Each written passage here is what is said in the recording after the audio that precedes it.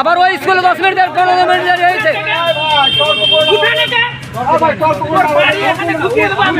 না না বৈধ প্রবেশপত্র থাকা সত্ত্বেও প্রাথমিকের টেট পরীক্ষা দিতে পারলেন না বুলবুলচন্ডির বাসিন্দা টেট পরীক্ষার্থী বাপন পোদ্দার।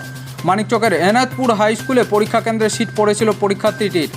বৈধ প্রবেশপত্র দেখিয়ে পরীক্ষা কেন্দ্রে প্রবেশ করে, তবে প্রবেশপত্রে থাকা স্ক্যানার ঠিকমতো স্ক্যান না হয় পরীক্ষা দিতে দেওয়া হলো না সেই পরীক্ষার্থীকে। পরীক্ষা কেন্দ্র থেকে তৎক্ষণাৎ বের করে দেওয়া হয় তাকে। পরীক্ষা দিতে না পেয়ে প্রশাসনিক ব্যবস্থা নিয়ে ক্ষোভ উগরে দিলেন সেই টেট পরীক্ষার্থী।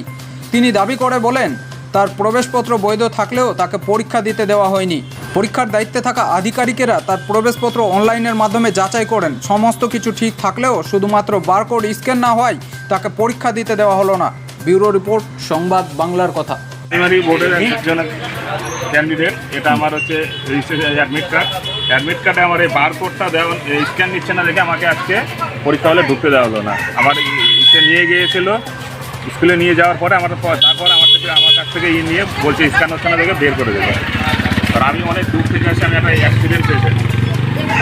আমার আসার পর তারপর থেকে আমাকে কোনো পরীক্ষা দিচ্ছে। আমি অনেক কর্তৃপক্ষ সবাইকে জানিয়েছি, তারা কোনো অ্যাকশন নিচ্ছে না। তাদেরকে বহুবার জানিয়েছি, তারা কোনো রিঅ্যাকশনই নিচ্ছে না। কিন্তু আমি এখানে চাই, আমি আজকে পরীক্ষা দিয়ে যেতে চাই।